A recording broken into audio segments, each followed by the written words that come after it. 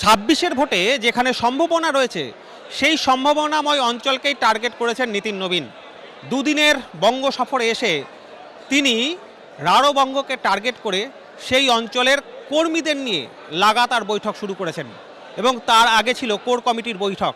যে কোর কমিটির বৈঠকে অবশ্যই গুরুত্ব পেয়েছে, নিতিন নবীন অ্যাড্রেস করার চেষ্টা করেছেন যে এই বাংলায় ভোট বৈতরণী পেরোতে গেলে কোন জায়গা তুলনামূলকভাবে অপেক্ষাকৃত দুর্বল। উঠে এসেছে দক্ষিণ 24 পরগনা এবং কলকাতার নাম। সেই কারণেই গোটা দক্ষিণ 24 পরগনা এবং কলকাতায় সংগঠন ঢেলে সাজানোর নির্দেশ দিয়েছেন বিজেপির সর্বভারতীয় সভাপতি।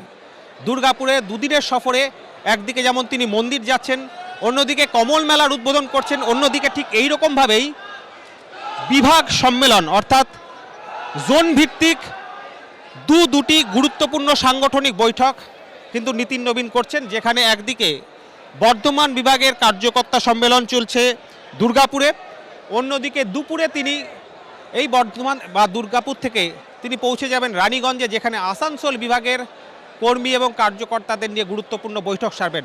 সুতরাং এই রাঢ়বঙ্গে কী করে এই সম্ভাবনার জায়গা থেকে ফলাফল আরও ভালো করা যায় সেই দিকেই কিন্তু টার্গেট করছেন তিনি এবং তার সঙ্গে সঙ্গে সংগঠন ঢেলে সাজানোর নির্দেশ দিয়েছেন। কোর কমিটির বৈঠকে মহিলা এবং যুবদের নিয়ে বিভিন্ন কর্মসূচিরও কিন্তু নির্দেশ তার তরফ থেকে দেওয়া হয়েছে। জি 24 ঘন্টার জন্য ক্যামেরায় কমল জানার সঙ্গে কমলাক্ষ ভট্টাচার্য, দুর্গাপুর।